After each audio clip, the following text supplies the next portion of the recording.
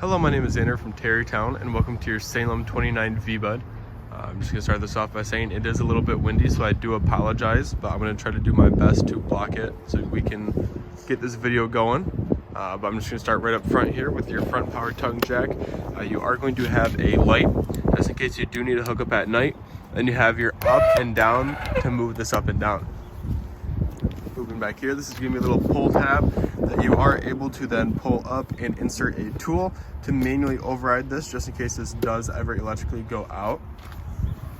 Moving back to your propane tanks, all it is, you just open one or the other, and then it'll start to flow through. And then right down here is going to be your battery disconnect. There's just an on and off flip. It's pretty self-explanatory. It disconnects your battery from the inside of your camper, so whether you want it to be inside of your camper or not, you just go ahead and flip that little red key there. Moving in here is going to be all of your hitch work, which your salesperson will go over with you. And then we're going to have part of your convenience package here. So you're going to have your 25-foot drinking hose, a 110 adapter, just in case you do need to plug this into your house at any point. Just start cooling your fridges or something like that beforehand. And then also this little sewer hose here, which I do recommend getting a better one. But that's just personal recommendation, so you can kind of do what you wish with that. But moving on, we're going to be going to your sewer connection here. You're going to have black tank and then two grays.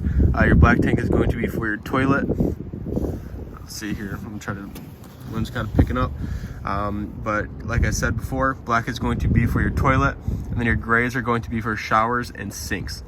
So to empty them, you just pull it and it'll drain out. This does come with a black tank flush, so what I do recommend doing is when you open your black tank, you go ahead and let it completely drain out, and then put a pressurized hose into that black tank flush, which I will show you when we get there, and then that'll help activate a small sprinkler to help flush everything out.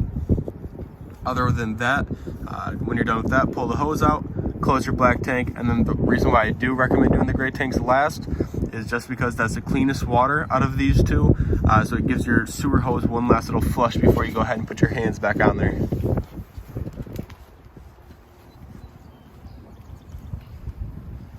And right here, you have your little, I guess, outdoor entrance area to the back bunks. And right here, it's going to be your camp power or shore power, and your city water connection. So your city water is going to be, when you get to a campground, you just plug your hose into here, and that is going to basically just go straight to your lines. This is going to be your main water source.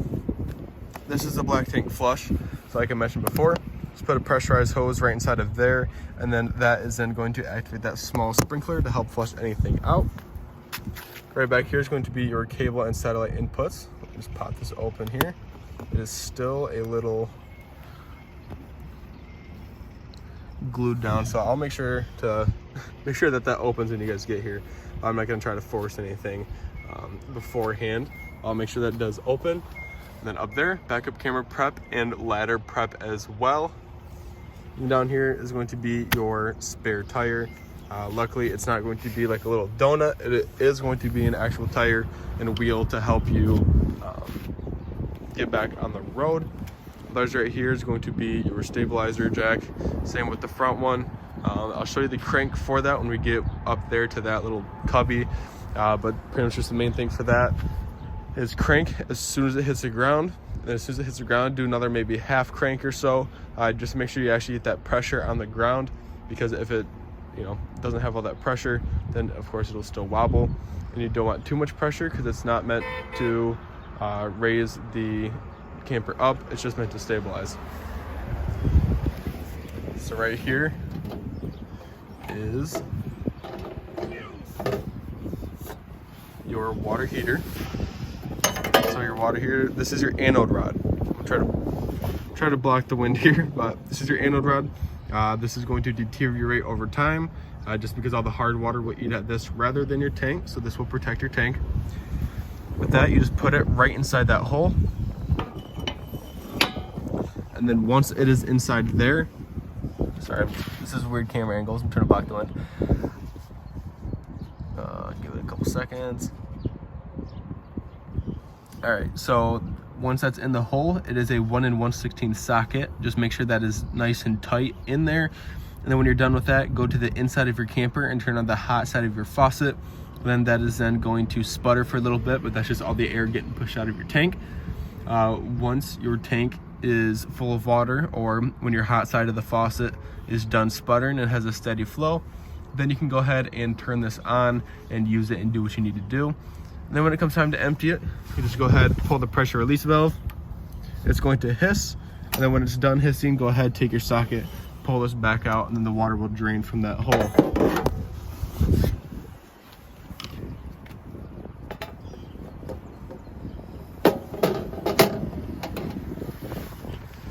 And then right here you have your outside speakers, and then just in case you do decide to put a TV out here, you have a cable input and then a couple 110 outlets there. This is going to be your furnace exhaust, so when your furnace is on, all the extra heat is going to be taken out of here. So for little kids, pets, anything like that, just try to keep them away from this when it's on. As you have a little spray port here, so if you need to spray off feet or something like that, it's just a little quick connect. So just make sure, you know, when it's in there, it's only going to be cold. You can't change it to hot or anything like that. So that's just a forewarning there. This is going to be your fresh tank. It's basically just one big tank inside of your camper. So if you're out in the middle of nowhere or need to take water with you, you just go ahead and fill this up. It's just going to be a little gravity fill. And then when that's done, then you can go ahead and flip on your water pump, which I'll show you on the inside. And that pump is going to draw water from this tank and push it through your lines. And then let's say you have extra water after your water pump, or not water pump, but freshwater vacation. Down underneath here, that little white pull tab is going to be where you drain that fresh tank from. Otherwise in here, the only thing that you're really gonna need to pay attention to is for your griddle, where you get the propane from. Is going to be down underneath here. That is just going to be your LP quick connect. So like I mentioned before, it's just a little quick connection. Open that up, pop that in, and then once you turn this, the gas will then start to release into your griddle. And then right down here are going to be your low point drains. Those are just going to be, here, let me try to block the wind. That is going to be the two lowest points in your camper. So when you do go to drain this for the winter or anything like that, you just open those up and then it'll drain the two lowest points in your hot and cold lines. And then when we get up here, you're going to have this little drill bit, and that is then going to go onto your drill and of course onto either of your stabilizer jacks, and you can screw them up or down. Otherwise, moving in.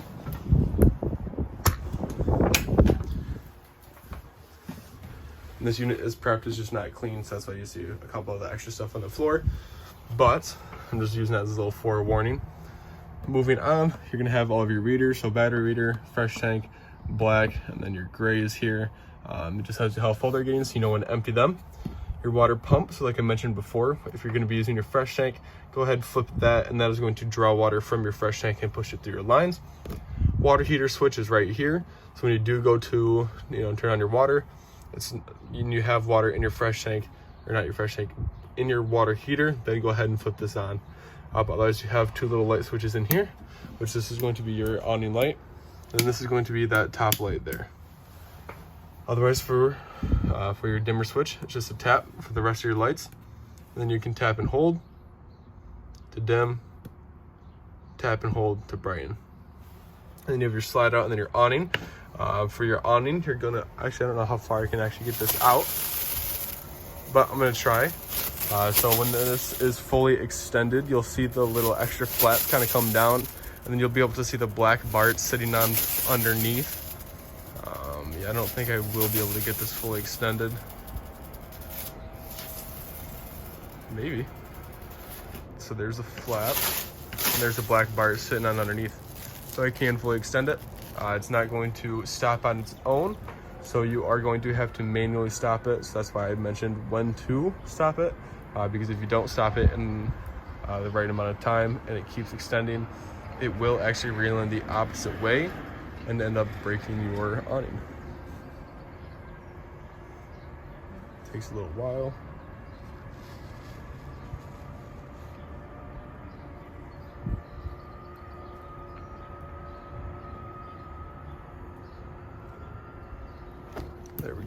And then for your slide out, same thing, you just hold out. And you'll hear it start to extend. It's gonna sound like a scary noise when it does fully extend, but just know that that's just the motor reaching its limit. So it is completely normal, but you'll hear it soon.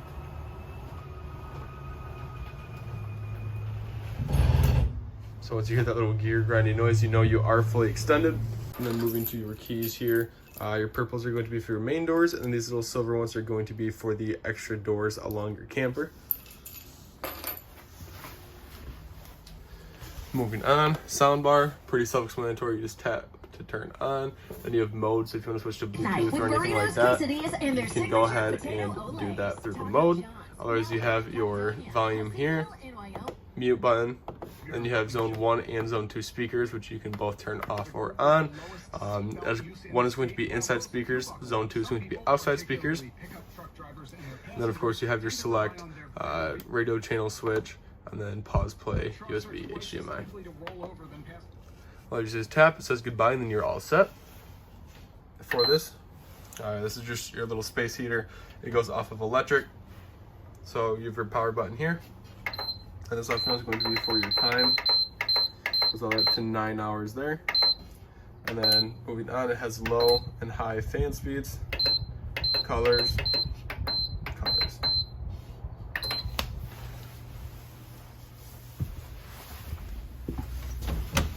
Otherwise, for your bathroom, just the main things about it is going to be your toilet.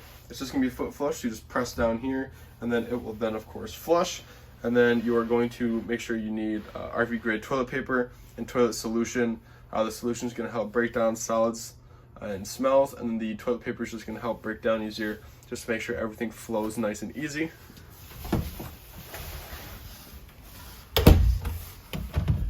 And there's not really a whole lot to your bedroom, but just make sure that if you do put your TV backer in here, you have your inputs all up here, and then you have your power outlet here as well.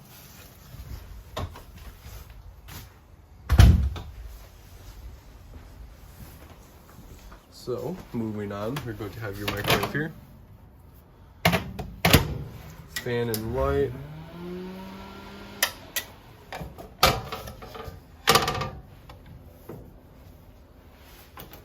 Have your turn these lights on, press to turn to ignite. There we go. So press and turn to release the gas, then spark to ignite. With this one here, you want to turn to the right, because if you do turn to the left, it will snap off. So that's why you always turn to the right. Brush goes for the rest of these burners. And then for this, this is just going to be for your oven. So when it's off, you just press in, turn to the pilot symbol or the little flame symbol, and then you're going to spark, spark, spark until you do see a small flame appear in the back right there. Once you see the flame appear, then you can go ahead and then turn to your desired temperature.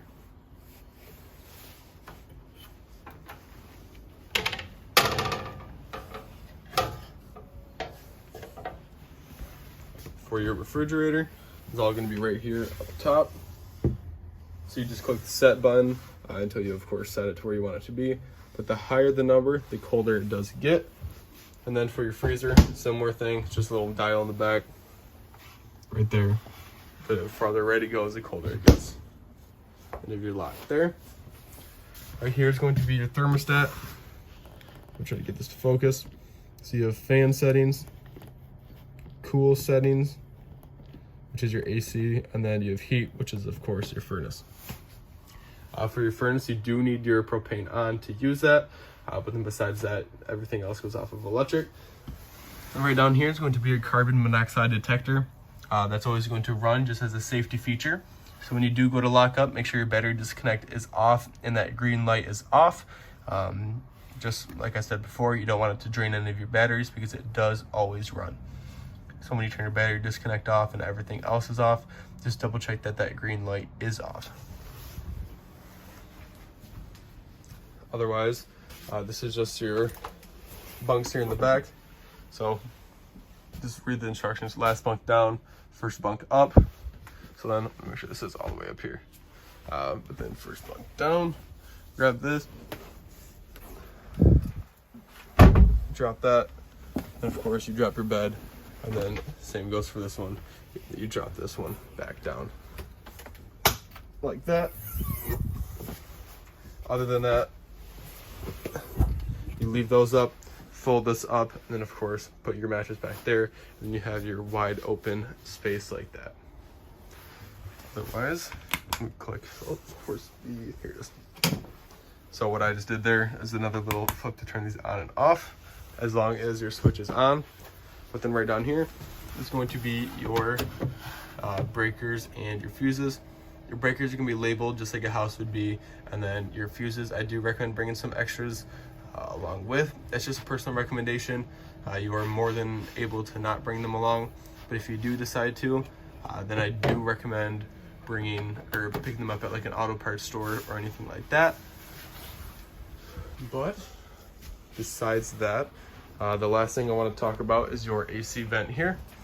So when the AC does start coming out, what most people will do when they get to a campground is open these up, just because it's going to be hot in here when they first get to a campground, so you just want it to dump out right there. So when it starts to get cooler down and everything like that, then that's when they'll close it up. And then since it's all ducted, it is then going to start flowing through the, here we go, circles on the ceiling. There's another one there, and then another one inside your bedroom. But then yeah, they will start to flow out of there. But besides that, that is your brief orientation. So if you do have any questions, please feel free to either email me back with them or write down all of your questions on like a list or notes or anything like that. And then when you do come to pick this up, I'm more than happy to help get those answers for you. But other than that, that has been your orientation, and congratulations, and I hope you enjoy.